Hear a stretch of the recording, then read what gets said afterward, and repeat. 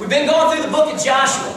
We're all the way up now in Joshua chapter 9 is where we are. Joshua chapter 9. We've talked about successful living, how God said, Joshua, you want to be successful? Then you obey my word, you study my word, and you become saturated with the word. And let it become everything for you. Meditate on it. We talked about how God uses imperfect people, how He used Rahab, who was a prostitute, brought her from where she was to where she needed to be. We talked about how they crossed over the Jordan River and how we have rivers in our lives and obstacles in our lives and how God helps us to cross those obstacles that come in our way. We talked about how God gave them the victory and how they defeated Jericho by just a shout, by marching around, not saying anything. Then the seventh day they marched around that city 7 times, this well-fortified city, and they shouted and the walls came down.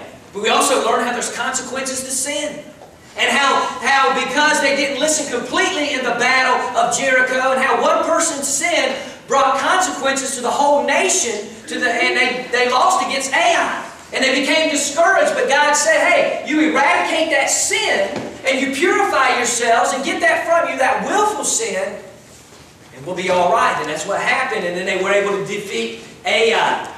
And so we've learned all kinds of good things. We talked about the defeat, and God will give us victory again. And so today we find ourselves in Joshua chapter 9. Remember, they're taking the land of Canaan. There's 7 powerful nations in there, and God is helping them overtake it. And this is part of God's punishment upon the land of Canaan. We need to keep that in mind.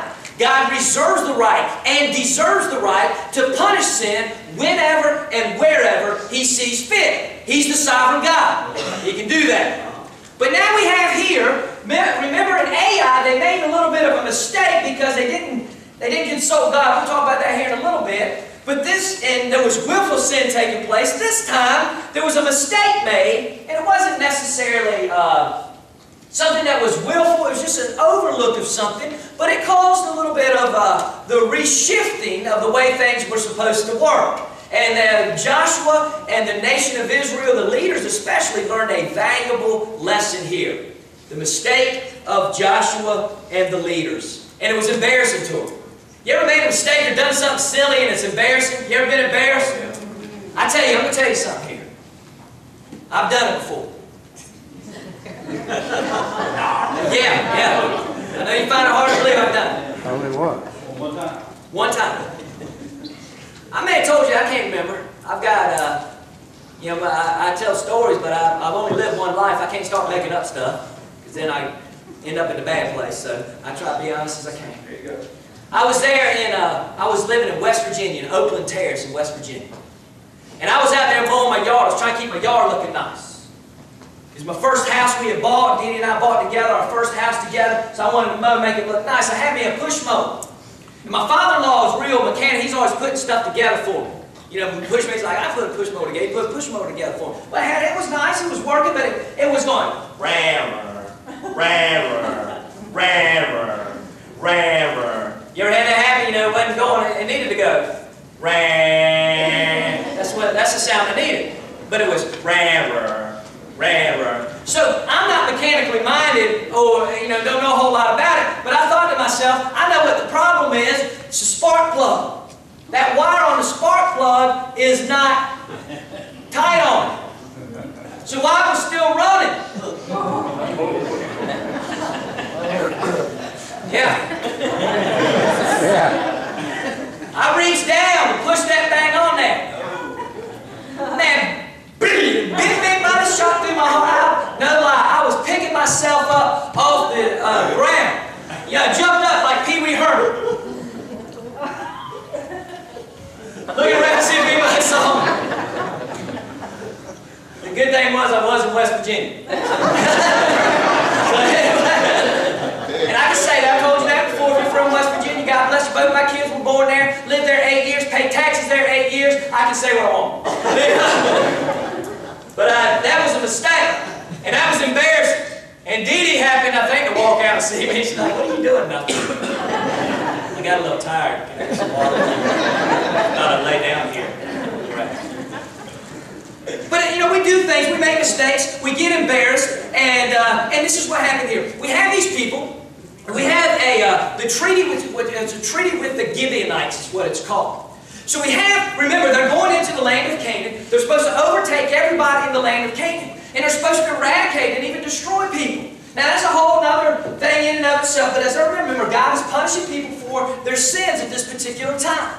And so all this was supposed to take place. They go in, well, the Gibeonites, along with some other nations, you can read them in there, the Karathites and all these different kind of ites. But they get together, and it was called the kings get together, and they get together at this place called Gilgal. Now, whether that was a real place or not, some have debated that Gilgal can mean a campsite, but they get together at this place, and these kings come together, and they say, hey, here's what we need to devise this plan to make a treaty with Israel. Because they had heard.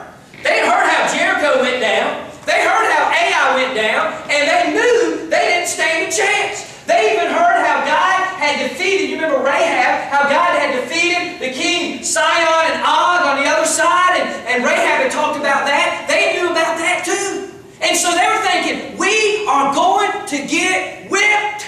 We need to devise a plan. We need to come up with something. We need to trick them and deceive them. So they get together, they get this group together, and they get some clothes and they rip them. They've been styled today. Yeah, they've been styled here in America today. Rip their clothes. Man, look at these new gym.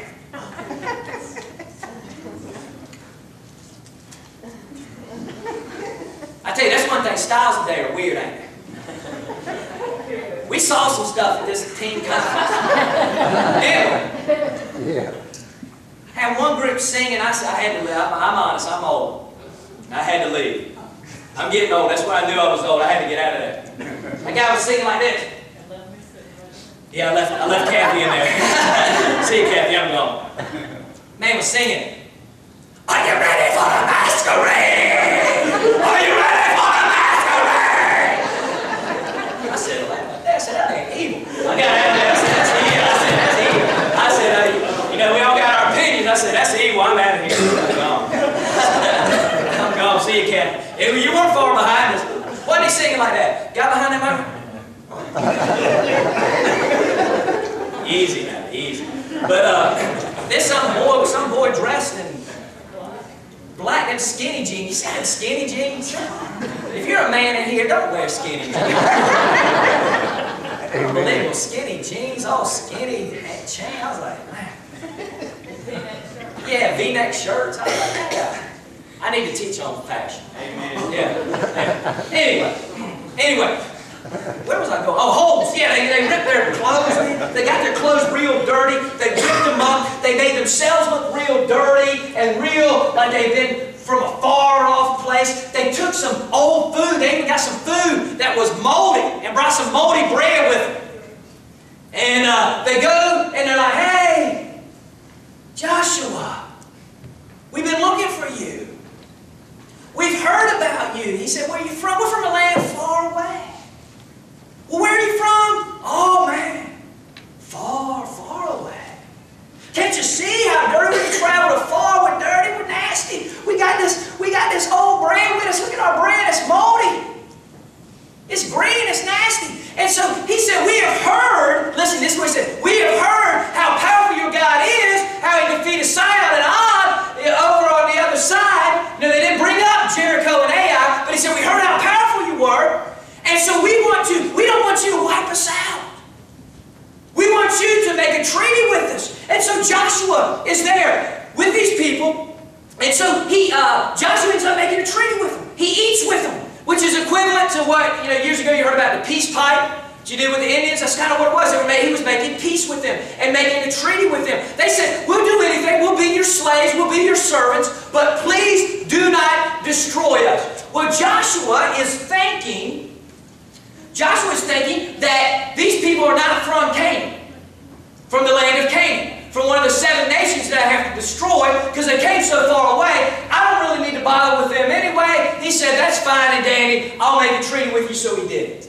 And he makes that treaty with them. Then a few days later, he finds out that these people were from Gibeon, which was part of the land of Canaan, and a group of them, and he was supposed to destroy them. He made a mistake. And so as a result of the mistake that he made, he ended up being a man of his word. He kept his word, and he made them what it was called, they had to carry water and chop wood. So they became servants. They said, we'll be your servants. Joshua said, okay, you said that, you're going to be our servants. And so they were servants, and they cut wood, and they carried water. Now there's some lessons that we can learn here. And each lesson that we can learn, we can take it and go. I can preach a sermon on each point. And some of you are shaking your head saying, yes, do it. Do it. I want to hear everything you have to say. You're smiling with your eyes, I see. But I'm not going to do that today. I'm just going to give you a few lessons that we can learn, and I'm going to count on you to be like the Bereans, to go back and study to show yourself approved unto God, to build upon the lessons that I got out of here, and then you may be able to even find more lessons than what I have brought out of here and help you in your personal life. But the first thing that we can find out about this is, the first lesson we can learn, is that the world